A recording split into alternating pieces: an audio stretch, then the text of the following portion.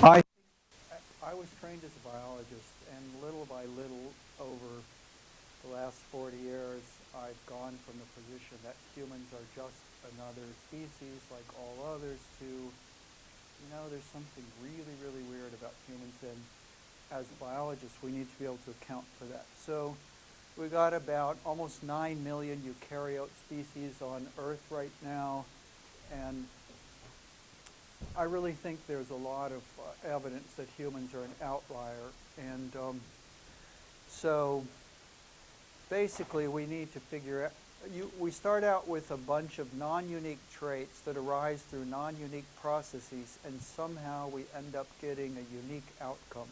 What Ernst Fair called a few years ago a spectacular anomaly among life forms on planet Earth. And I really think there's good evidence this is true, and this has got to be one of the major puzzles in science, certainly in biology. How can you get one species, given the tendency towards convergent evolution, you should get multiple similar solutions over and over again when they work well. Why do we look so different than everything else? And so first, just a few kind of mind-blowing examples. As of last year, humans are capturing about 1.5 times 10 to the 14th gigawatts of kilowatt hours of extrasomatic energy through all of the different forms of energy production. That's 3,000 times more energy than total food consumption of every human on the planet. So we've gotten somehow to the point where our extrasomatic energy capture is way, way off scale compared to our true metabolic energy capture. Everybody knows we're the only species to leave Earth. This is actually a little bit false because there were a whole bunch of gut parasites that left Earth and came back with humans, so they get to count as species who've left Earth and come back as well. Here's one of my favorites. About 2 times 10 to the 20th bytes of information storage, extrasomatic information storage right now. It's about 100,000 times more than all the information stored in all the brains of all 7 billion people on the planet. That's what humans have achieved so far. It's probably billions and billions of times more information than the sum total of all information stored in every brain of every vertebrate on this planet. I'm going to talk a lot in this lecture about flow transfers of goods and services as part of the socio-reproductive system of cooperative breeding in humans. Just to give you an idea of where we're at right now, last year, 2015, $25 trillion worth of goods and services were transferred between non-kin on planet Earth. Every single human on this planet in a single year, on average, transfers more value of goods and services than the sum total of all goods and services transferred between all primates on the entire planet. So, and then finally, we've created complex institutions where we get hundreds of millions of unrelated participants involved in cooperative exchanges and so on. So just some things that seem so far off scale that, some kind of statistical plotting of other species and humans on these dimensions, we would be outlier data points that you'd have to have a huge log scale to even put us on the figure. So this is going to lead us to this question, how do humans become so weird? Well, the first thing is that when I started talking about this, I've been doing this, talking about human uniqueness for like 12 years now. A lot of resistance in a lot of places, especially even among biologists who want to say that, well, humans aren't really that special and you're just being really ethnocentric. And so I was challenged to come up with some metrics. Show me a metric where humans really are exceptional and outstanding, an objective metric that's not kind of biased in favor ahead of time of humans. So I came up with about 7 of them in this paper that we wrote in 2009, but I'll just give you 2 here. Biological dominance. We cycle more nitrogen than all other terrestrial forms of life combined. There's 20,000 times more humans than there are chimpanzees and bonobos our next closest phylogenetic relative.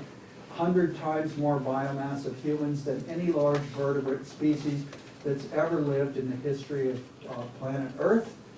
About 98% of all current terrestrial vertebrate biomass is humans and their domestic animals. And my good buddy at ASU, Bert Holdover, who likes to go around giving talks about how exceptional the eusocial insects are, and he won the Pulitzer Prize for his book on ants, likes to point out that there's as much biomass in ants as there are in humans, and therefore ants are spectacularly successful. And I always laugh and say, yeah, Bert, but there's 14,000 species of ants, and Homo sapiens is one species. So even compared to invertebrates, we're really spectacularly successful. Biological dominance could be one, objective way to measure whether a species is doing particularly well. Another interesting dimension is social complexity. Human body has about 210 complementary cell types that are working together and transferring stuff back and forth. Leafcutter ants, again, Bert Holdover likes to talk about. Leafcutter ants are the most complex invertebrate society with somewhere between 20 to 30 different identified specializations. Well, according to U.S. Bureau of Labor, there were about 6,500 economic niches in the U.S. a couple of years ago, with goods and services flowing between all of those. So human societies are way more complex on this particular dimension than our mammalian bodies or leafcutter ants or anything else, any other biological cooperative group specialist organization that we know about. So anyways, the point is that, I could come up with different measures and say, I think this is a subjective measure that's not human bias about something having to do with spectacular difference, and this is something that needs to be accounted for. Well, another objection that I get quite frequently is, yeah, well, all these supposed measures of human uniqueness, especially the first few that I mentioned, really refer to modern humans in the last couple hundred years, and modern human society we all know is really bizarre and different, but Homo sapiens has existed as a species for 200,000 years, and there's not so much evidence of human specialness for a long, long time, according to these critics, and I say, well, I'm not sure about that. So recently we've had a bunch of specialists on technology come through ASU, and I've been pushing this back. I used to say that at least starting 300,000 years ago, there was evidence of really rapid increases in cumulative culture in humans that have never been seen in any other species on the planet.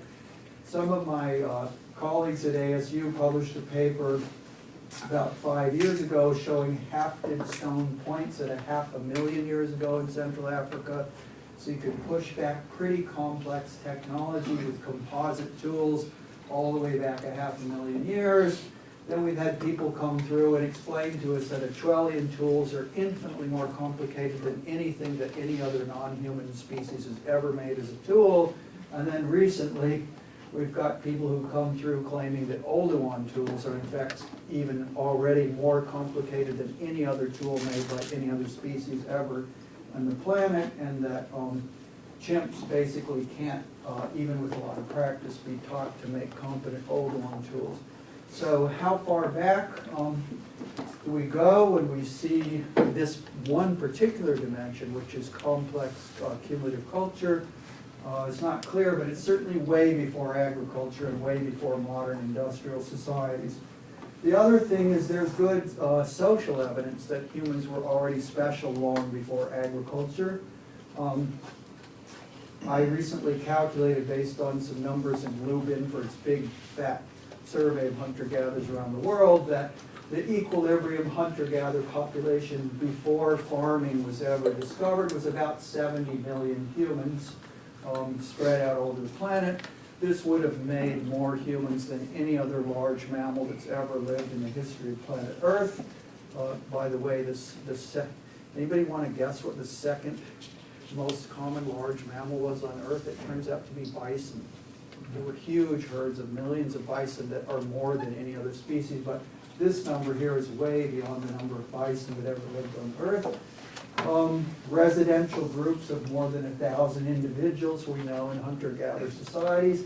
They're complex hunter-gatherers. Most of you probably haven't heard of them. Most of them are known archaeologically, like Poverty Point in Louisiana, with gigantic earthen mounds living off an aquatic foraging economy, and Göbekli Tepe in Turkey 11,000 years ago, before farming, already constructing megalithic structures. The Calusa around Tampa Bay in Florida, with huge villages of thousands of individuals, exchange coming from more than 1,000 kilometers away, and the invention, cultural evolution, I guess I should say, of complex institutions that foreshadow all kinds of stuff we see in modern societies. Everything from insurance, banking, social security, common defense, adjudication, stratification, capitalism, slavery, etc. All these things can be seen in hunter-gatherer societies.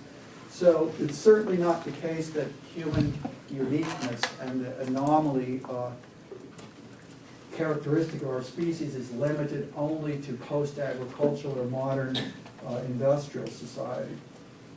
All right, so how do you get an anomaly? How do you get an outlier? Statistically, it's kind of easy to understand how we get outlier data points on some kind of array of data points. Usually what you end up having to get is a combination of features that combine together, and often if you get interaction effects between them, you can get extreme outlier data points. So we're going to propose that we've got a combination of traits, none of which necessarily has to be completely unique, but the combination as well as the interactions between them. And in biology, when I'm talking about interaction, a lot of this is also talking about coevolution between these two to lead into even more extreme outcomes than you would normally expect. So you throw together, this is kind of a proposed list that our research group at ASU has been playing around with for the last 5 years. We used to call this the 3 C's. Culture, culture, cooperation, and cognition.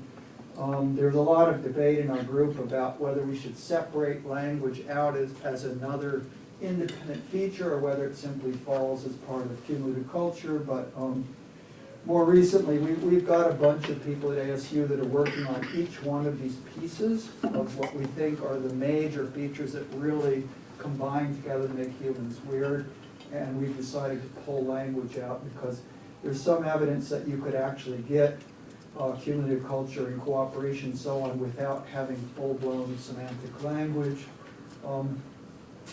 But the point is that we've got some features that are pretty spectacularly interesting on their own. They all combine together to produce essentially complex cultural institutions and technology, and that then is what allows us ultimately to get this thing that we were measuring in that earlier slide, which is spectacular biological dominance.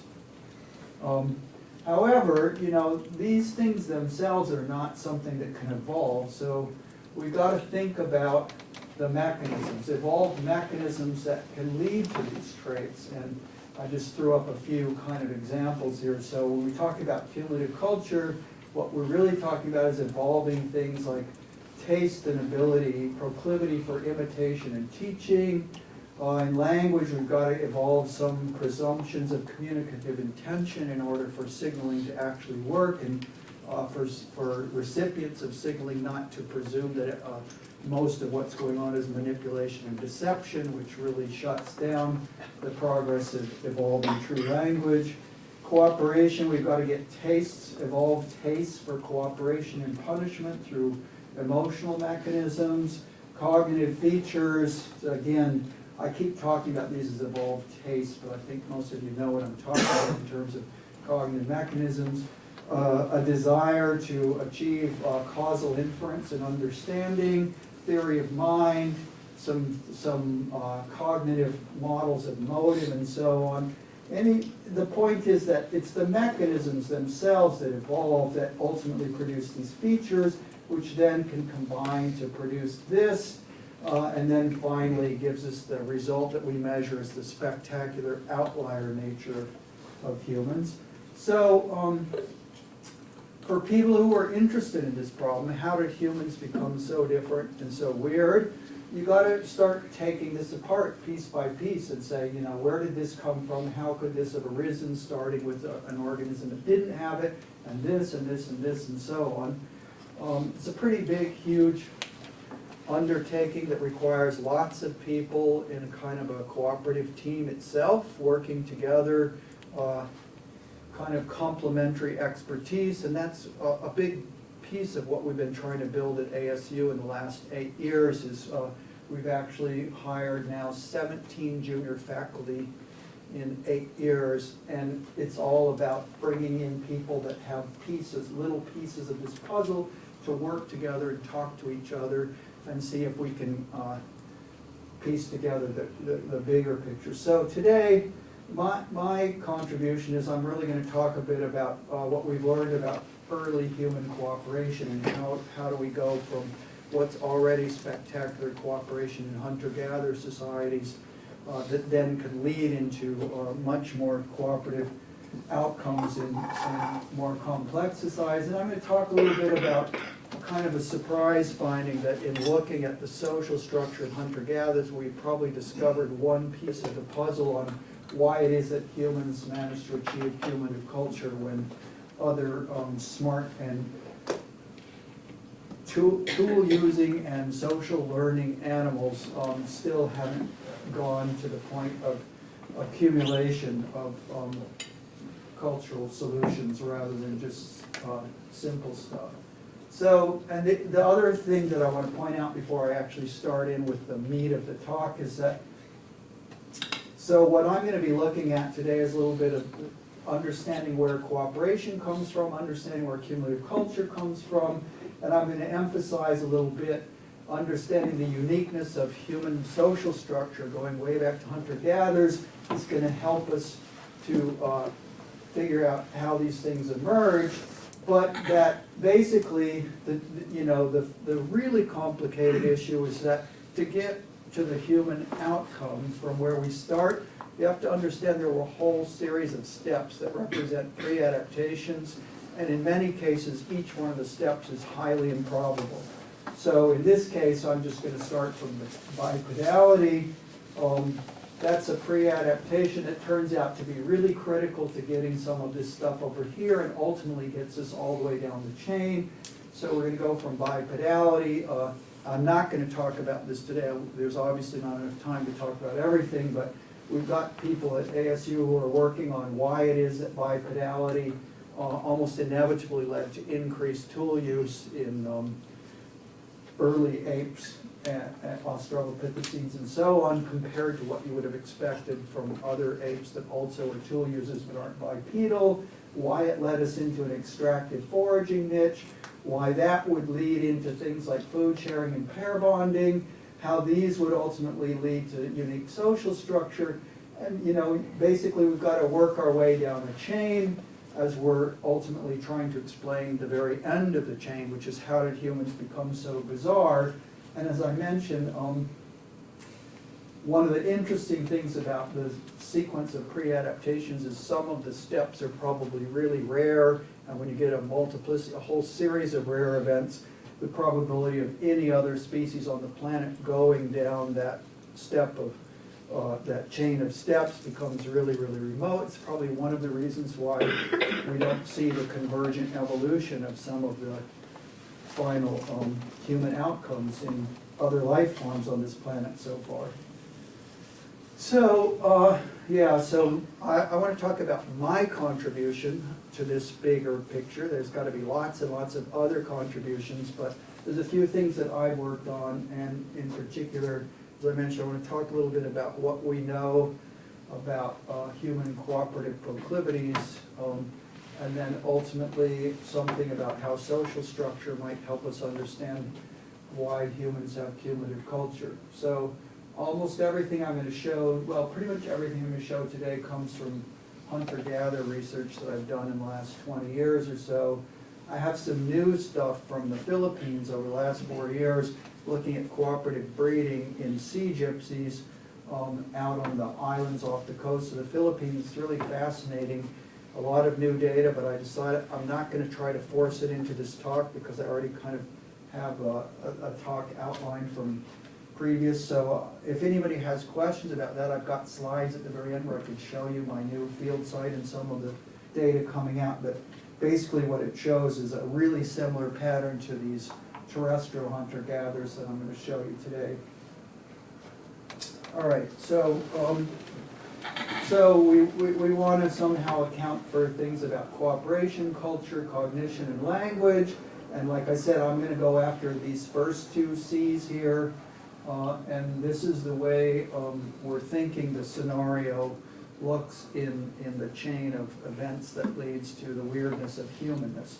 A lot of the really exceptional things about Homo and Homo sapiens really come late in the game. So, you know, if you look at the bipedal early hominins, they're basically just bipedal hominins. They don't look all that spectacular or unique or interesting, and probably, you know, a scientist, if we had a window into looking at them a couple million years ago, would have never guessed that they were on the road to something that becomes really quite spectacular. A lot of the really interesting stuff happens late in the game of human evolution, and that's one of the things that we're interested in. However, I'm going to start my story at about 2 million years ago with a shift in the feeding niche.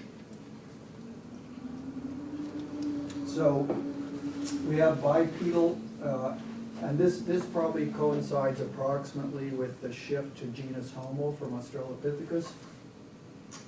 We have bipedal apes that at some point, and I'm not going to go into all the likely reasons why, undergo a major feeding niche shift from focusing on collecting foods to focusing on extracted and hunted foods. And the evidence of this feeding niche shift comes from lots and lots of sources: reduced gut size, stone tool cut marks and faunal remains, isotope analysis, evidence of fire, so on and so on. But I assume everybody in here kind of knows a lot about this particular set of evidence of a major feeding niche shift. What I'm more interested in is what would be the implications. So as humans move, collected resources are basically things you can pick up without much work or complication to extract from protective means or whatever from the environment. And now we move into a niche where they're going after extracted resources that require some kind of specialized ability to get protected high-density resources out of some protective, anything from a nutshell to a burrow to whatever would be making them less accessible. It can't simply be collected off the ground. And then hunted foods are essentially extracted foods that are highly mobile. That's what we consider prey to be. So we did some experiments and some observation with hunter-gatherers back in the 90s, Hilly Kaplan and Magdalena Hurtado and I, Jane Lancaster. One of the things we did is we measured the age-specific rate of food collection in hunter-gatherers if they're collecting fruits, for example, ripe fruits, which would be typical African ape diet. So this is measured as proportion of adult maximum on the y-axis. What you can see here is that about the age at first reproduction, which is about 18, individuals are already collecting pretty darn close to the adult maximal rate that they'll ever get. But what's more striking when you're just living off collected resources is that even small juveniles, by the time they're 10 years old, they can already get 50% of the energy that a full adult can get living off these resources. When you compare that to something like hunting, so here's the age-specific hunting return rate curve, measured the same way as proportion of adult maximum, 100% here. 10-year-olds get 0. In hunter-gatherer societies, 10-year-old males produce 0% of what a full adult male produces. Even by age 18, they're still producing about less than 20% of the adult maximum. So there's a huge, huge, huge increase in age-specific gain rate and productivity from 20 to 40, and we showed by doing a battery of strength tests that this is not due to increases in strength. So here's a composite strength measure with 10 different tests showing that these are Ache males. They peak in strength at about age 22, same age as Olympic athletes usually peak in performance, but hunting return rates peak at about age 47 here, indicating that there's a lot more to hunting than just being fast and strong. All of this is probably due to learning and experience. A five-fold increase in return rate, basically from age 20 to age 40.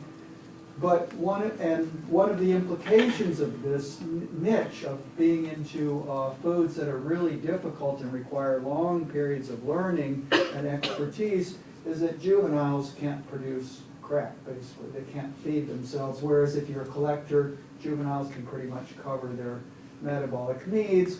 And here's, in fact, an age-specific daily, so this is daily production, kilocalories per day, males and females for Ache hunter-gatherers, for Hiwi hunter-gatherers in Venezuela. The dotted line shows age at first reproduction. And again, what we see here on this graph that's most important for right now is juvenile dependence. So one of the implications of moving into this particular feeding niche is juveniles can't cover their nutrient needs and they have to be covered by somebody. And if you look at these productivity curves, you can pretty much guess immediately who's doing the provisioning. First of all, you're going to see a huge sex difference in both cases. But the other thing you see is an increasing curve for both males and females with age, where high productivity comes much, much later in the lifespan, even than the age at which reproduction begins. And certainly, so these juveniles are getting fed by this excess energy that's being produced by these big peaks over here. Can I ask one clarifying question? Yes. Is age at first reproduction averaged over males and females? This is, yeah, it's a really rough 18. Doesn't matter much if you move that dotted line a little bit, you still get the same general picture.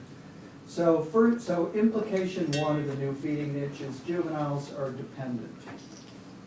All right, second implication is that extracted and hunted foods lead to high daily acquisition variance. And apparently the way humans and other species, vampire bats and what have you, have found to solve this is through regular daily food transfers. So here's just this empirical data. We've got more than 20,000 continuous hunter days, starting from the 1980s and going up to 2010, 30 years of longitudinal day-by-day production data on about somewhere 100 or so Ache men. So I just grabbed 6 men at random here to plot out.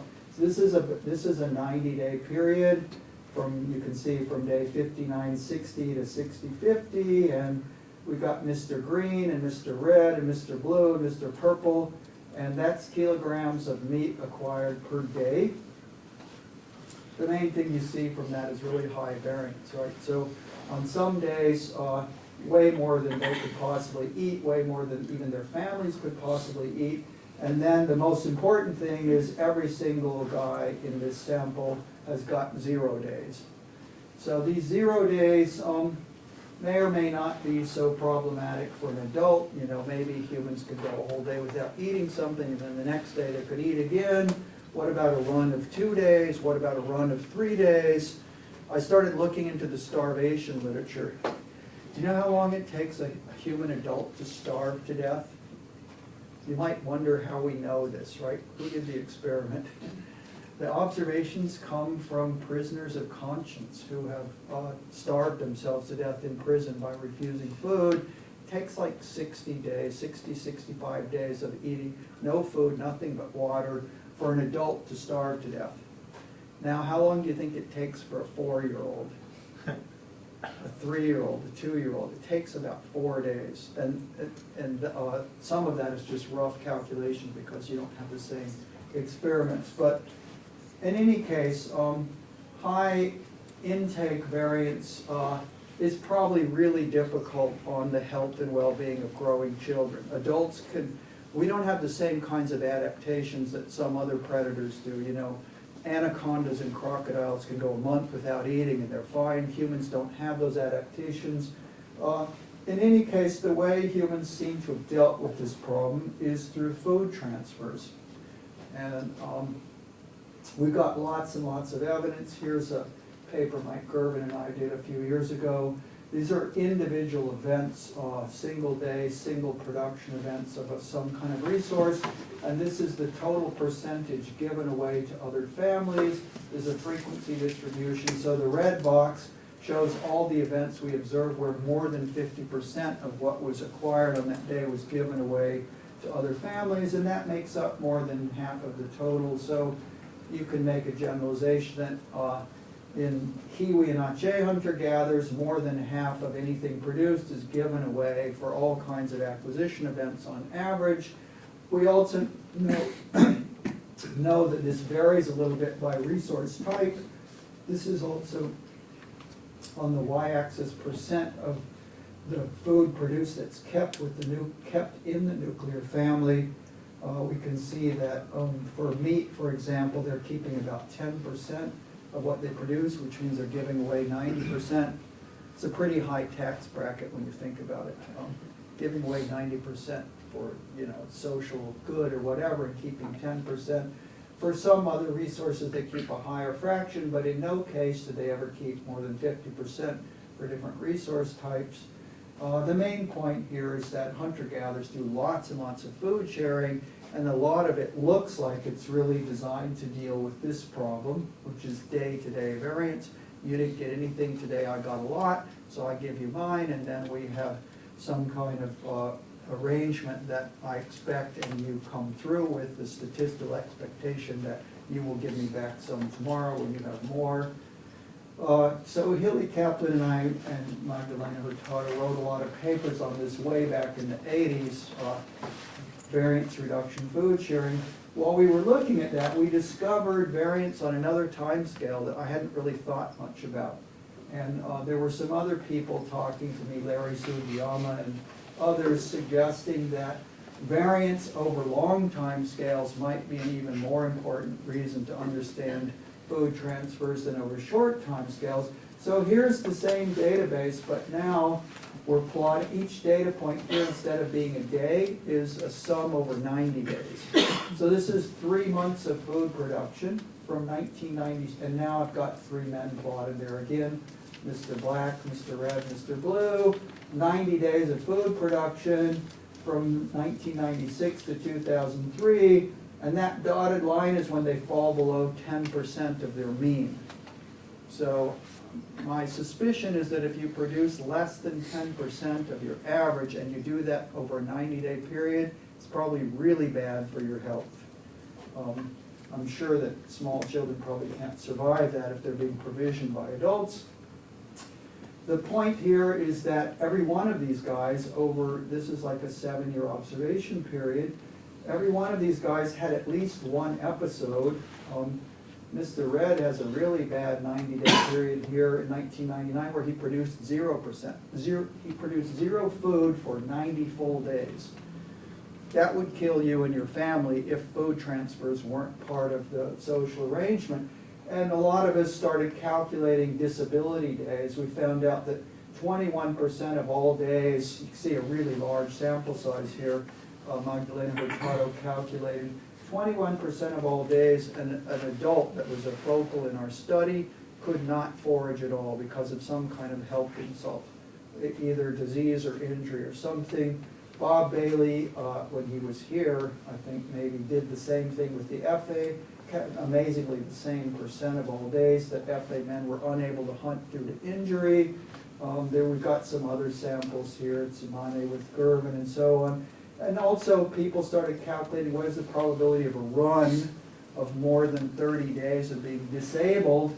And it turned out over and over again in different kind of isolated tribal societies that there's a really good probability, in particular a lot of this is focused on men, a lot of these are male samplers, really good probability of going a run of 30 days producing no food. So this is another time scale of variance that, and I call these food transfers that solve this problem, I call it a form of health insurance essentially. By pooling your food every day, you're paying the premiums, and then when you have need, you get back the benefits of the system. And so this is a really cool, another facet of what goes on with food sharing in hunter-gatherer societies. But the really cool thing to me about this is that this itself has an implication, which is right there, lower mortality. So this is then going to move us into this feeding niche is going to start having life history implications. Because if you're doing food transfers regularly, then unlike a chimpanzee who falls out of a tree, breaks his arm, and therefore cannot climb for ripe fruit and starves to death, humans, and in fact I observed one of my focal hunter fell out of a tree and broke his hip, and he didn't walk for like 6 or 7 months. He didn't starve to death.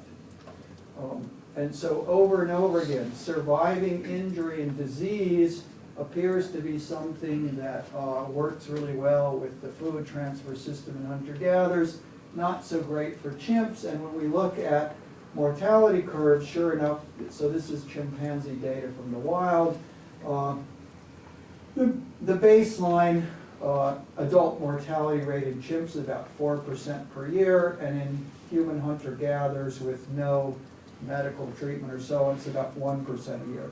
So it looks like baseline mortality is about 4 times higher in chimps than it is in humans. There's some new data, Kevin Langengraber's got some data from Google that suggests that maybe we've slightly overestimated the chimp baseline mortality rate, but in any case, everybody pretty much agrees that the chimp mortality rate is way higher than the human, that this probably has a big piece of explanatory power in that difference, and that the implication of this is quite clear both from theory and from experimental work, that higher survivorship leads to the evolution of a slower life history with delayed maturity, delayed senescence, extended adult lifespan, and so on. So now the feeding niche leading to high variance and the sharing ultimately is going to start having implications on a life history evolution change, which then is going to lead us to step 6 in the implications of the shift in feeding niche, which is that if you have higher survivorship and later maturity, and remember step 1 was juvenile nutrient dependence, so you put all this together, you've got juveniles who are dependent, but now they're maturing at much later ages, and the implication is lots of dependent offspring. So mom is piling up with a lot of kids who are staying dependent on her longer and longer, and they're reaching maturity at later and later ages. And the way humans seem to solve this problem is through the evolution of cooperative breeding. So I'm going to show you some empirical things, and then this, of course, is going to be a hypothesis that the ultimate adaptive progression here is that all of this stuff ultimately leads to cooperative breeding. But let me show you kind of what I mean by what the cooperative breeding system looks like and why it apparently at this point in human history, by the time we get to observable modern hunter-gatherers, has become obligate. So the first thing is you can plot from Che or from Kung Bushman in South Africa. This is some stuff that Mike Girvin did. What is the probability by age of mother of having an infant, a small child, an older child, and a large child through their lifespan? And you can see that all this starts piling up, so that by near the end of female reproductive periods, they have a pretty big dependency load. They're likely to still have an infant, a small child, a medium child, and an older child, and the same thing is true for the Bushman. But remember the production curve. So this is the same production curve we saw before. This is age-specific food acquisition for males and females. This curve right here is food consumption. So this is what males and females are consuming. So kids are consuming a lot. You got a lot of them piling up over mom's reproductive history, and they're not producing anything for a long, long time. And this leads to basically an untenable load on parents. So first of all, mom can't possibly provision all these kids. Then you throw in dad, and you ask the question, could mom and dad together do it? And the answer turns out to be still no. That's what really surprised us. So I'm going to read this off and then jump to the next slide. So what we're guessing is that you start out with opportunistic cooperative breeding with some paternal investment and some maybe sibling helpers at the nest, older siblings who still aren't breeding themselves. You get the evolution of a post-reproductive lifespan, so you've got grandmothers sticking around providing some as well, although you notice here in the production curves, grandmothers are not a really great candidate for who's really subsidizing these dependent offspring. But ultimately, we go from probably what's facultative and opportunistic cooperative breeding to what appears to be now in modern humans obligate cooperative breeding. And I'll show you what this looks like in hunter-gatherers, and then I'll suggest to you that we're now doing studies on lots of societies, including my group of sea gypsies in Philippines, and this pattern shows up over and over again the same general way. So this is what I want to show you. Here's parental consumption in dark red line. This is total family food consumption. By the way, this is a composite of Aceh and Hiwi hunter-gatherers mixed together into a composite curve. So this is expected over the lifetime of a female. And of course, this is due to offspring dependency. And in the blue is total family production, including all the production of both parents plus all juvenile food production. And what you see here in middle age is, this is a problem. According to the statistical probabilities of what generally happens and what likely happens, every breeding pair is going to go through a period of time in middle age when they can't possibly cover the nutrient needs of themselves and their dependents. So here's family production, here's family consumption, here's a big problem. How is that problem being solved? And the answer turns out to be when we do all the accounting. So here's all the accounting for an Aceh population that consisted of, I think, 5 different bands. Here's a Hiwi population with 2 different bands. And these are just age categories and categories of individuals: monogamously married, polygamously married, single males, single females, orphans, and so on. This is the accounting in the whole group of plus or minus how many calories are being produced by this category. So here we have monogamously married Aceh in their 30s to mid-50s, negative 22,000 calories. That's this right here. Where was that coming from at this point in time? Foraging the forest, well, in blue are the major contributors. Turns out in the Aceh case, the big contributors were young and middle-aged single males. These are males that have never gotten married, have no dependents, but are producing really high levels of food, like we see in this food production curve here. They're covering the deficit for breeding pairs. In the Hiwi, most of the deficit was actually being covered by young, over here, young, already married but with no children yet, and again, mostly coming from males, is covering for this huge deficit of calories in middle-aged families. All right, so I'm going to go forward to this one, and then come back to that one. So these are actual data points of real families. On the x-axis is wife's age, on the y-axis is net daily caloric production. So there's the 0 break-even line. All the families above that are covering their own food needs. All the families below this line are not covering their own food needs. And note, if you were to draw a curve through here, you see that in middle age is where you really hit this is not quite so clear in the Hiwi, but in middle age is where parents really hit that problem that they've got more hungry mouths to feed than they can possibly feed. And the solution is that, in this case, these are only breeding pairs, so we're not showing the single producers on this curve, but energy is flowing from the net producers to the net consumers. When we look at both societies, what we calculated is 39% of all adults have no dependent offspring at any point in time. So at any instant in time, breeder energy deficits are covered by non-reproductives. This works out to about 1.25 helpers per breeding pair.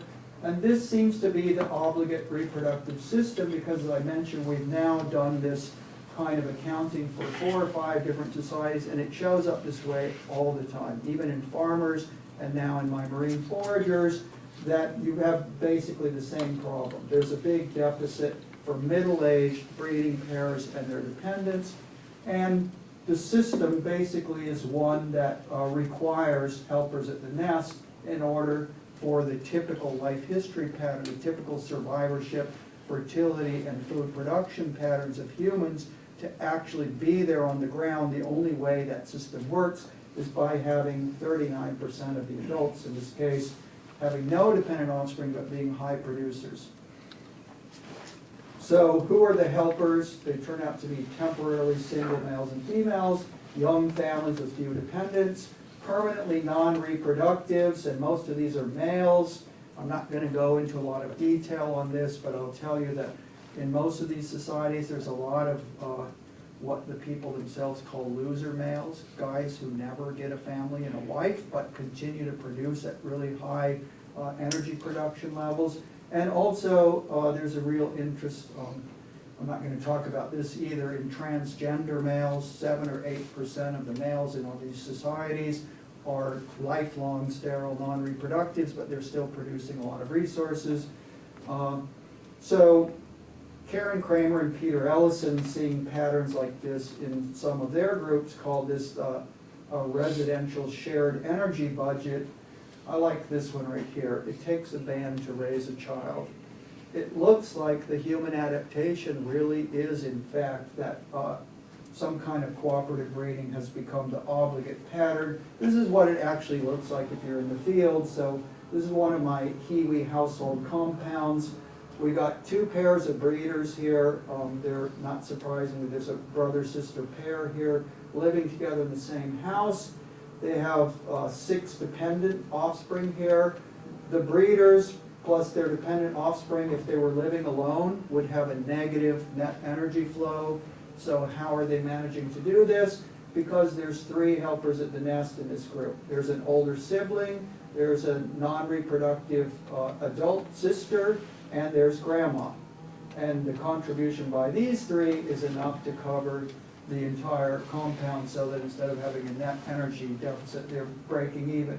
This is what the human socio-reproductive system kind of looks like on the ground. And as I mentioned, it looks like as we measure this in more and more societies, this is surprisingly typical, kind of irrespective of the exact economy of the human society. The next thing that's going to move us into a different level of cooperation, let me see how I'm doing here. All right, is that I'm guessing here that once you get kind of a cooperative breeding system going and a social structure that we're about to look at in a minute, you get a change from food sharing being about variance and risk reduction and so on to cooperative breeding and ultimately cooperative provisioning, where my variance curves are no longer relevant to what's going on because we have some resources over which the acquirer has complete control about how much they produce. So it's one thing if you're hunting a deer and you either kill a deer or you don't, and when you kill one, you have a package bigger than you can eat, and when you don't, you have nothing. It's another thing when you're collecting fruit or larvae or honey, or in this case producing palm starch, where the total amount acquired here is completely under your control. You can always pick one more fruit, one more fruit, one more fruit. So we can ask what happens with those kinds of resources, and are they shared? And in the case, this is Ache data, what happens is really interesting. When low amounts are acquired, this is a curve plotting calories acquired against calories consumed by nuclear family. So let's just look at fruit here. In the beginning, pretty much the more you acquire, the more you eat. And this is the actual one slope. So if you were keeping 100% of what you got, all the data points should be right on that slope. You can see they're a little bit below that, implying that even at low levels of fruit collection, there's a tiny bit of sharing going on. But right around in here, the red line here, is where families meet their maximal intake ability for a particular day. So somewhere between 1,000 and about 4,000 calories per family for each one of these resources. You couldn't eat any more than that. And yet we still have observed events that go way beyond that. So for fruit collection, and in fact what you see here is a complete leveling out at about the time on the graph where you hit a relationship where your family and you couldn't eat any more fruit. They still produce more, so we're still going out on the x-axis, but the amount being kept goes way, way lower. So now you get almost a flat line. In the flat line area, which is really astounding, we see it for honey, we see it for palm resources, we see it for starch and so on. Producing 40 kilograms of palm starch when your family can only eat about 1.5 kilograms. This is overproduction, and once you start overproducing, production continues to go up, but the amount kept by the nuclear family flattens out completely. And then ultimately, if you produce enough, it starts going back up a little bit. So this is not accidental food sharing in order to ameliorate risk. This is intentional overproduction and provisioning. And this becomes the pattern. At some point in time in this trajectory of cooperative breeding, people start doing serious cooperative provisioning, where they're clearly overproducing with the intention to overproduce, not accidentally getting large package sizes and sharing it to ameliorate variance. So now we got to start thinking about something else, evolution of pro-social emotions. Humans go from what looks like much more kind of selfish and calculated from the point of view of inclusive fitness, resource transfers to close kin, to a set of cognitive and emotional machinery that seems to produce an outcome where humans are concerned about investing in the well-being of co-residents. And I'm going to come back in a minute to, so who are the co-residents?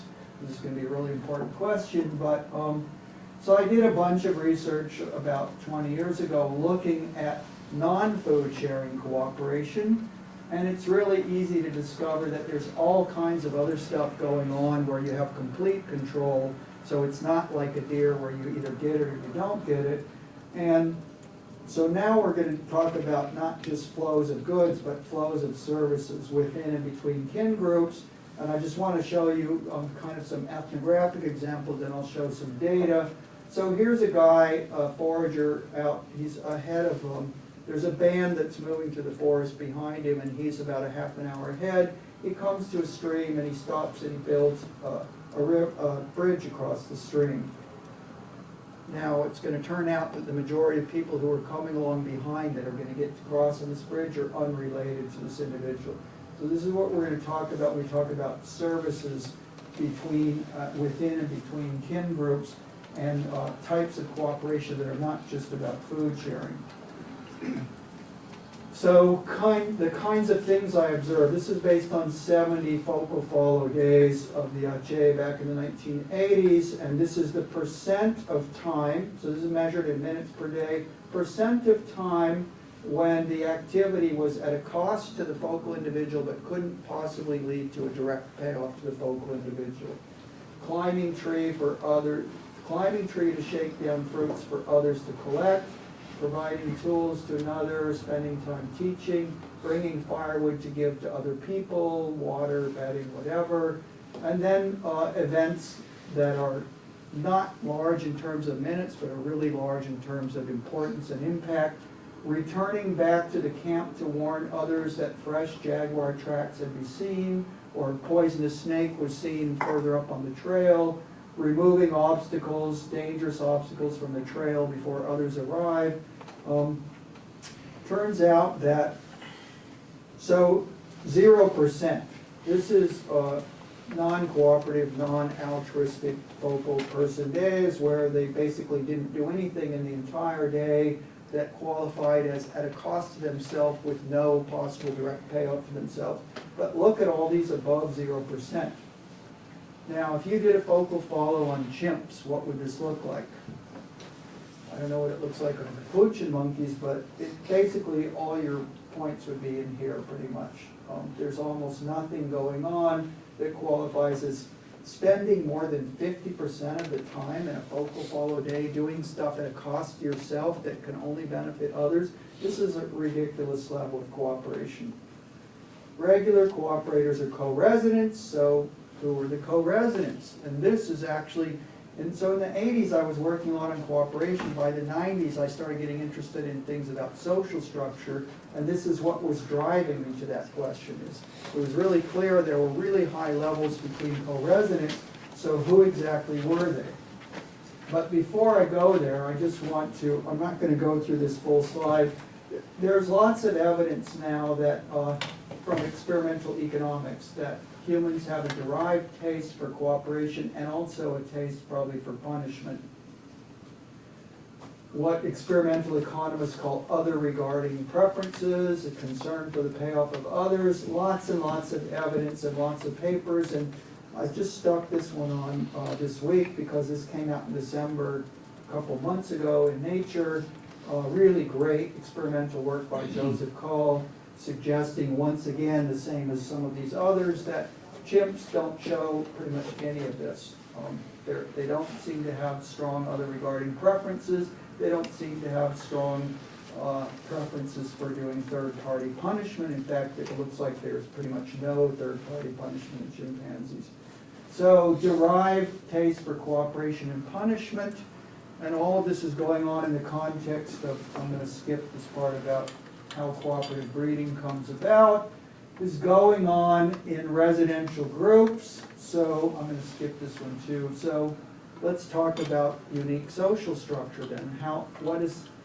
What is going on with the composition of residential groups, and how can that tell us about cooperation? And ultimately this led me into thinking about cumulative culture. So we got chimp communities, and you all know that you've got female transfer and male philopatry in chimp communities, and not very much interaction between communities except hostility. So we got interested in what does the human social structure look like if we kind of think of this as a possible Miocene ape common ancestor model for maybe the common ancestor of humans and chimps. If we're starting from a system like this, what do we end up getting in humans, and what are its implications? Bernard Chappé published a book a few years back called Primeval Kinship, and I think he laid this out better than anybody, how you end up getting a really weird social structure in humans because of, remember our 4 implications so far in the feeding niche, which included juvenile dependence and ultimately food transfers and so on. So what Chappé pointed out is that juvenile dependence seems to have led to paternal investment in pair bonding in humans. I don't have time to talk about that, but let's just presume that this seems like it probably happened, which then leads to paternal recognition, brother-sister, full brother-sister recognition, and remember we have a long juvenile period, so long period of association of siblings together with brother-sister recognition, and both of them engaging in paternal recognition. Combine that with female dispersal, and you end up getting a pattern where you can begin to understand why it is that human hunter-gatherer bands show really friendly intergroup relations, nothing like the interactions between chimpanzee communities, because if you've got mom and dad here and a brother and a sister, sister migrates out, so this is going to be female dispersal just like chimps.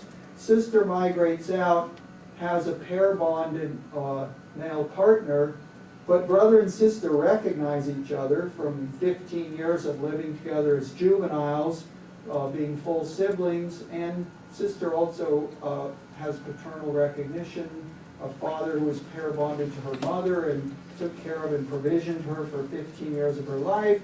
And now, so you got a bunch of males over here, some of their close female relatives in the neighboring community, and the recognition that there's pair bonding.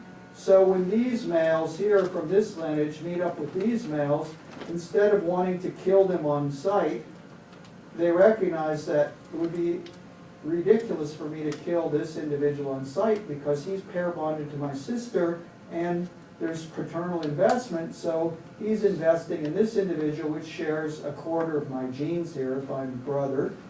And therefore, instead of hostility upon interaction, you got a bunch of males who recognize that they're commonly investing essentially in shared genetic lineages, and because of transitive affiliation, brother recognizes sister, he recognizes who hangs out with sister, he recognizes this male is investing in sister and in her offspring, and this completely changes the nature of the expected male-male interaction between communities, so that instead of kill on-site hostility, you get what Chappé calls the exogamy complex with friendly intergroup relations.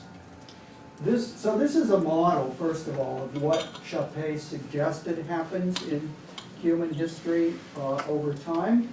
But we got really interested in looking at intergroup relations and also what are the implications of this for the composition of groups over time. And this led us to looking at co-residence patterns in hunter-gatherer societies using census data instead of kind of ethnographic labeling of patterns like patrilocal, matrilocal, or whatever, based on absolute census data from 58 groups, several hundred bands. What we discovered, and was published in 2011, is that either or both sexes are dispersing at about 50% of the time, so there's no longer any male or female philopatry or male or female bias dispersal. In modern hunter-gatherers, it's 50-50. Dispersal is not permanent. Either sex can return back to natal group for long periods of time. Kin of both sexes opportunistically migrate to adjacent groups to assist or be assisted by kin who dispersed. Adult brothers and sisters co-reside just as frequently as they do with same-sex siblings. So there is no patrilocality or matrilocality in general in the hunter-gatherer bands that we looked at.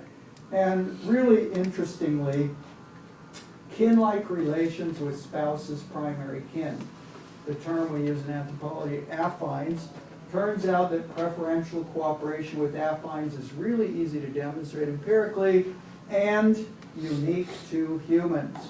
We don't see this in any other species on the planet. I find that really ironic to think that my mother-in-law is really, really special because humans are the only ones who care about their in-laws, their mothers-in-law, their fathers-in-law, their brothers-in-law, and so on. Compositional data on bands showed that more than 50% of people in bands were completely unrelated to ego. About 25% are ego's kin, about 25% are spouse's kin, and more than 50% are completely unrelated to either ego or spouse, with really low genetic coefficients of relatedness in hunter-gatherer bands. So one of the kind of popular viewpoints from evolutionary psychology that all kinds of human cooperative tendencies are just a mismatch, that once back in the past our psychology evolved in ancestral societies where we were close kin and everything can be explained by inclusive fitness tendencies. I think is going to turn out to be really wrong. That ancestral social structure going way back already includes lots and lots of non-kin. So if we're going to explain where pro-social emotions come from, we can't just say, oh, it's really simple, it's all just inclusive fitness back in the EEA. So this is what human hunter-gatherer interactions, supposedly look like according to what we're seeing from the compositional data. But then this led us to actually asking, so has anybody looked at interband interaction rates in real life in hunter-gatherers? And Brian Wood and I conducted a study where we actually went and interviewed several hundred individuals in Aceh and Hadza hunter-gatherers. Interviews about interactions. In my case, all of my questions were about during the pre-contact period. So I would have an interview subject, and then I would name some people as a target, like this guy here or this guy here. Some of them are already dead. It doesn't matter. You're doing this by interview. So the question would be, did target individual ever do X or Y or Z with you? Yes, yes or no. Really simple answer. It's all dichotomous, either yes or no. And Brian did the same thing with the Hadza. And these are the kinds of questions we were asking. So did you ever speak with target individuals? Did target ever sleep in your camp? Did you ever joke with target? You know, did he ever give you a non-food gift? Did he ever groom you? So on and so on. I want to jump down to the end of my list here. Did you ever watch target make a tool? These are the proportions of positives in the interviews, and this is a calculation of the yearly probability of a yes. I'm not going to go through the math of how we extract this, but it's not hard to figure out from an equation what would be the probability of at least one interaction based on a known period of time and the total number of yeses. So this is the yearly probability of yes in the Aceh and the Hadza. And if I can jump forward to this, this then allowed us, given the structure, the expected survivorship and age structure of a population, to calculate expected lifetime number of interactants. And I want to jump only to that one question. Did you ever watch target make a tool? So based on survivorship and interaction rates per year, the probability of being adult, the probability of two members of a dyad still being alive, et cetera, we estimated for the Aceh and the Hadza that the answer is that this is same-sex adult interaction. Males watch about 300, just over 300 males in a lifetime making a tool.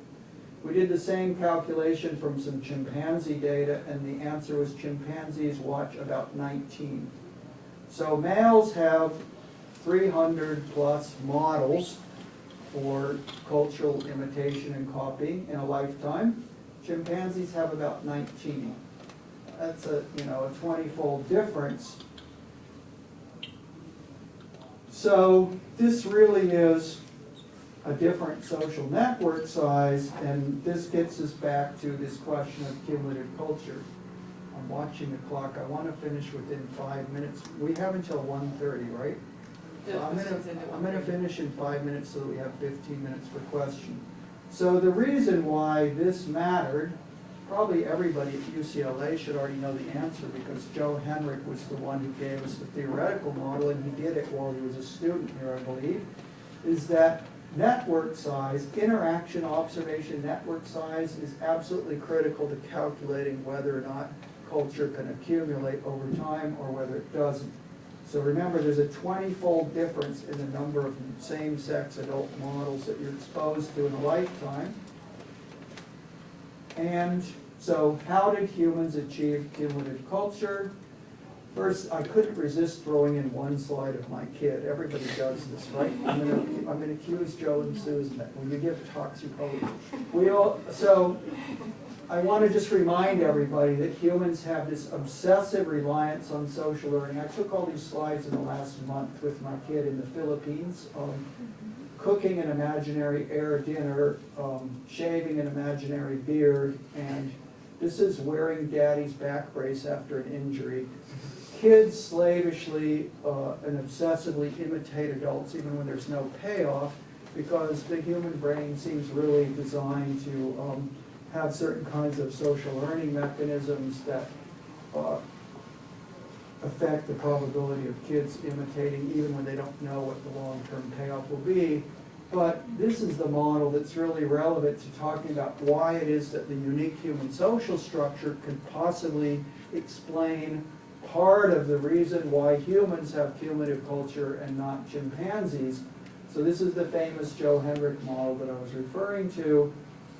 If you start out with some kind of adaptive value of a trait, and you imagine that on average imitators usually do an inferior job, so that they actually, by imitating, they produce a slightly decreased, not as adaptive version of the trait, but that there's some dispersal around that, some error and innovation, such that a small fraction of the tail actually produces a version of the trait that's better than the model generation did. With a high population size of interactants, there's a good probability that somebody will be out in this tail. If you have only few interactants, it becomes less and less probable in any social group that any person in your group will be out here and actually producing a version of the trait that's better than what was present in the previous generation. With a large set of models to copy from, it becomes more and more probable that somebody's out here in the tail better than what was being done in the previous generation. And if you have success bias copying, so that most individuals tend to copy the one individual that's found the best version of the trait, then what Joe showed over time is that with large populations you can get increasing adaptation and cumulative complexity of culture, and with small populations you actually get deterioration. And that then brings us back to our magic numbers. Hunter-gatherers see about 300 models in a lifetime, chimpanzees about 20, and we plug those numbers into Joe's mathematical simulation. Medium difficulty trait, medium levels of innovation, and what we ended up getting back was the human foragers should all be increasing in cultural complexity based on having 300 models to choose from. If you have 300 models to choose from, it's really likely that one of them is actually producing a version of the trait that's better than what was seen in the previous generation. And chimpanzees, with their low sample size of only 20 other individuals to choose from, are actually predicted to be losing cultural complexity over time. So that we started out looking at human social structure because we wanted to know who was cooperating with who. Cooperators are co-residents, so who are the co-residents? But what we ended up discovering is that the interaction patterns across independent residential bands in humans and not in other apes, for example, may ultimately be a big piece of the explanation of why humans have cumulative culture. So we come back to this then. A shift to large network size social structure might be really important for explaining cumulative culture, as well as some things about pro-social emotions. And yeah, I wanted to end with this one right here. So now I'm going to end with the last slide by making fun of my colleagues at ASU. The presidential initiative invested millions of dollars bringing in all these high-tech physicists and people at ASU into a group called the Beyond Institute. And the Beyond Institute, one of their major activities is the search for intelligent life in the universe. And that's the way they phrase it. So they're really good at exploring this idea of, are we going to find, and they always go around giving talks about looking for intelligent life. And they asked me to give a talk, and the opening sentence of my talk was that this is really an incorrect statement of the problem. We're not looking for intelligent life. Doesn't matter how smart. The most intelligent human that ever lived could have never built a vehicle to go to the moon. These guys are smart. These guys are smart. There's no remote chance in hell. If we wiped every human off the planet tomorrow, give me 1,000,000 years with either one of these species. Right now, from what we see, there's no chance in the world they would ever go to the moon, because it takes the contribution of tens of thousands of individuals and thousands of years of accumulation of knowledge, and high intelligence is not what's going to get you to the moon. What you require is a cultural species that engages in large-scale cooperation. If we find conditions that will lead to that in the universe, we can be looking for life in the universe that could visit our planet, but it's probably a misnomer to say that we're looking for intelligent life.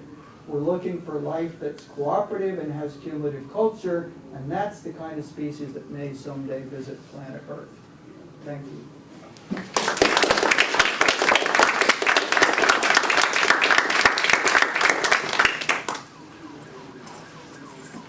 Dan. So thanks, Kim. Amazing, fascinating scope of material and really compelling data. I want to editorialize a little bit in the hopes of pushing you in a direction that you seem to be inclined to go anyways at present. And that's, at various points throughout the talk, you referenced evolutionary psychology and evolutionary psychologists. And it was often by way of contrasting the perspective that you're putting forth with what you take, or at least seem to be taking, to be characteristic of a discipline. And the point that I'm making is when you reference shame and learning mechanisms and motivational systems and cognition, and I'll parse that a little bit more finely in a minute, what you're doing is talking about evolutionary psychology, right? It may not be the branch of evolutionary psychology that is practiced an hour and a half north of here, but it's evolutionary psychology. Yeah. And the reason that I highlight that is because I think that there's an important synergy in bringing the specificity that the kinds of data that you're employing here to examining the mind. There's an important synergy that can occur. So, for example, when people like Herb or Sam reference shame, right, they're speaking very broadly. They don't have sort of engineering principles with regard to how shame operates. Whereas this approach suggests, for example, that that shame induction should be particular to the composition of the audience, that the residential band should have special salience, right? That parochial norms should be much more powerful as elicitors when they're violated than, say, distal norms that one knows about but are not practiced here, right? And that for example, the relative social position of an individual and the importance of others as an insurance network should determine the extent to which an individual is or is not vulnerable to experiencing shame, right? So that's evolutionary psychology informed by exactly the kind of specific data about resource transfers, about band composition, and so on that you're presenting here. And I want to push you a little bit further even than just that and say, when, for example, you're referencing a distribution of surplus and resource transfers, you're leaving vague the question of whether that is a exclusively culturally evolved characteristic, right, which could conceivably happen as convergent cultural evolution in all extant hunter-gatherer bands, that they've all struck on the same solution to the problem of managing production risk and health insurance, right? Or there could be a Baldwinian process in which the ubiquity of that norm in all ancestral societies favored, in fact, a psychological adaptation, and Tatsuya Kameda argues that this is the case, that all humans, whether they live in hunter-gatherer societies or not, and whether it is an explicit cultural norm or not, have mandatory distribution of windfall as a component of their cognition, such that when you give people high-variance situations, they spontaneously generate the norm, as it were.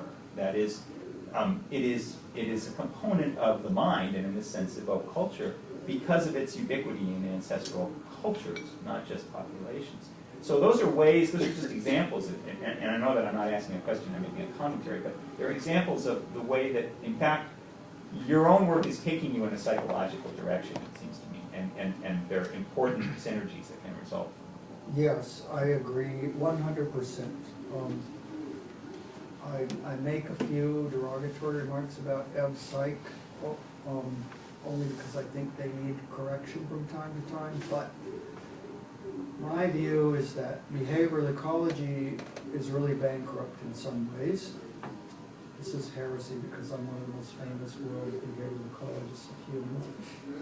EV-Psych has some problems. The cultural evolution people have given us some huge help, but ultimately the integration of all of these is the true evolutionary biology of humans. And every time in my talk that I talked about emotions and the mechanism, the emotional mechanism, the cognitive mechanisms, I'm basically saying behavioral ecology doesn't address this stuff. The phenotypic gambit that I learned in the 70s and 80s as a student is probably a huge mistake. It had its time and place in behavioral ecology. The presumption that adaptive peaks would somehow just be magically found and that we could predict what would be adaptive and then go out and look for it. The real truth, and I learned this very early on because foraging theory in biology, in non-human behavioral biology, foraging theory was one of the biggest early places where they got interested in mechanism. So they immediately realized that you can't really design an animal to forage optimally. It has to be the conglomeration of a bunch of algorithms and rules of thumb and so on that, when applied simply, lead to decisions that generally do a much closer job of maximizing gain rates than would, other.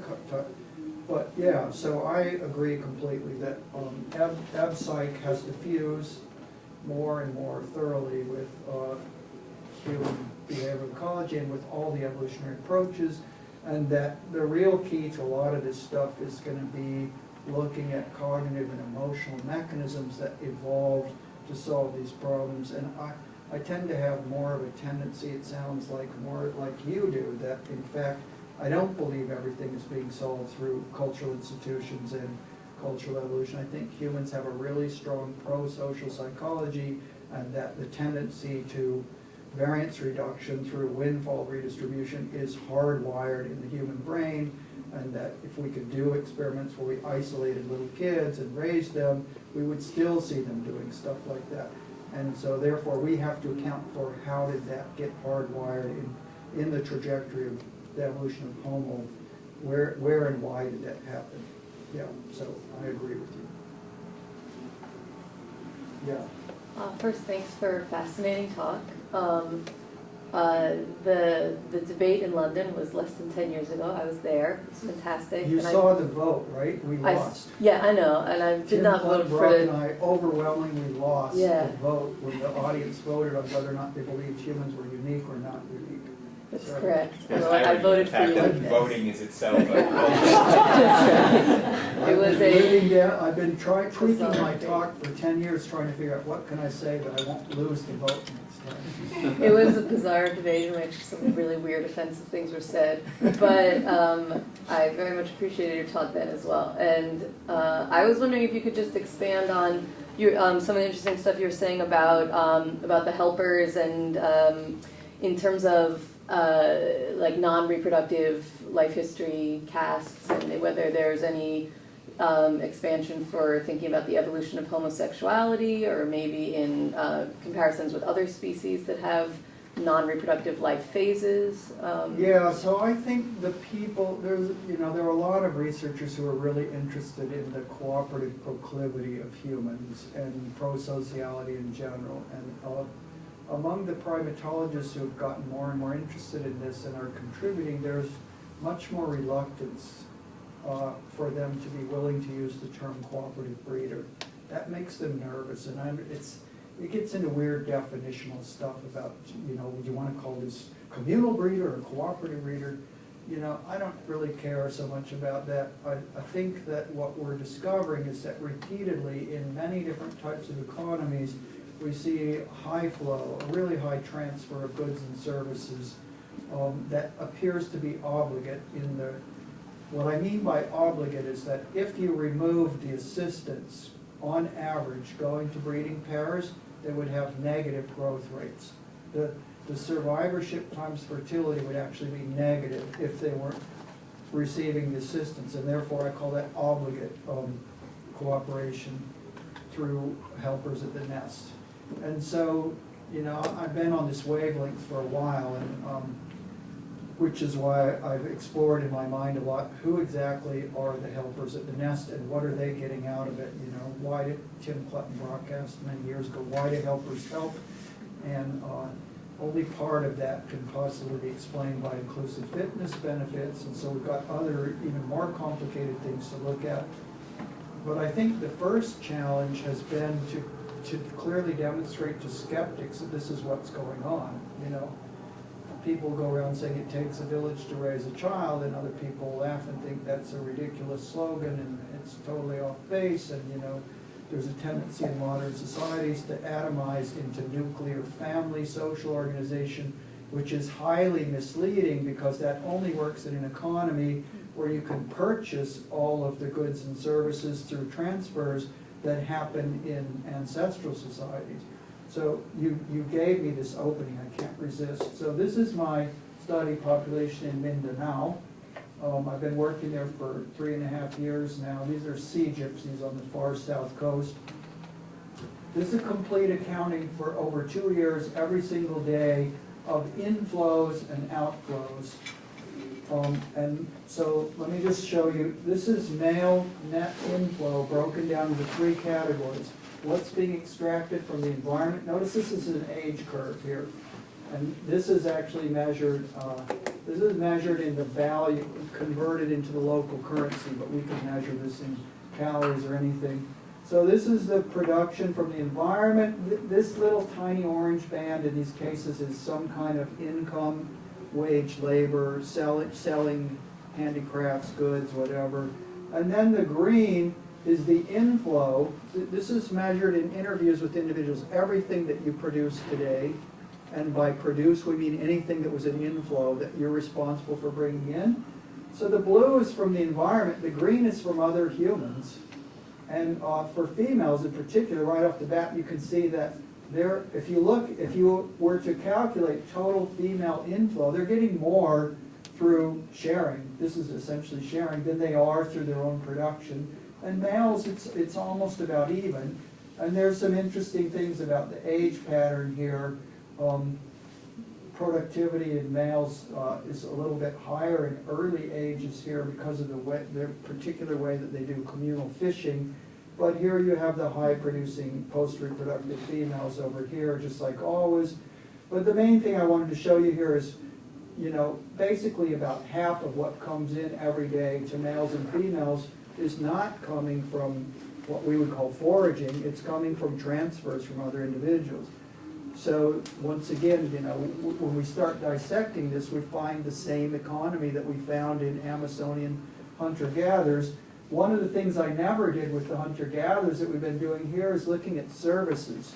So not only have we measured all the inflow in terms of food and material goods and so on, this is time, and this is outflow. So this is minutes per day. Look at how ridiculous this scale is. This is the measure of services outside the nuclear family. So you have to be doing something to help somebody else that's not your spouse or your kids. And this is minutes per day. And so 200, if we go across here, this is implying that on average, and you can see the scatter there, 200 minutes per day on average doing stuff that's a service to somebody else. Now, what I haven't done yet is break this down into what fraction of these are close kin and what fraction are not. But I can tell you that a really large fraction of this is not close kin. There's no way we're going to account for this by some inclusive fitness argument. And once again, we seem to have, the same general economy, that a massive flow of goods and services between individuals. This is all within a co-residential group of about 200 people who live out on stilt houses out in the middle of the ocean. It's kind of an isolated community. And again, a very small fraction of what's going on, the flow of goods and services, is between really close kin, and the rest of it is between distant kin, affines, unrelateds, and so on. Can't possibly be explained by some kind of inclusive fitness argument. So human economies that look like this over and over again, the first step is to clearly demonstrate that this is what a human kind of ancestral economy apparently looks like. And it doesn't really matter so much what ecology you're in, whether you're a hunter-gatherer in the desert or in the jungle or out on the marine coast, or whether you're a small-scale farmer. This seems to be the human pattern. And then, of course, the next step is, so to me, I call this cooperative breeding. If you want to use a different term, fine. Again, we're going to find that, something like 40% of the population has no dependence at any point in time, but is highly productive. So where is all that extra production going to? It's going to breeding pairs that are at a net deficit. I call that cooperative breeding, and I call those helpers at the nest, but what kinds of arrangements are making that work, Why, of course, we all want to ask, why aren't there cheaters on the system? Why aren't there free riders who are taking all the benefits but not doing anything? So what kinds of arrangements? And I think, this is where I get back to saying, I think that my hunch is that part of this is hardwired, pro-social, emotional machinery, and part of it has to do with institutions, cultural institutions and social norms and so on, that drive this. But I think the first step is really showing clearly that, this is the way human societies work. It really does take a village to raise a child. We need to, realize that, and now how are we going to explain how that became part of human biology? Certainly that's not the case in chimpanzees. I think we're out of time.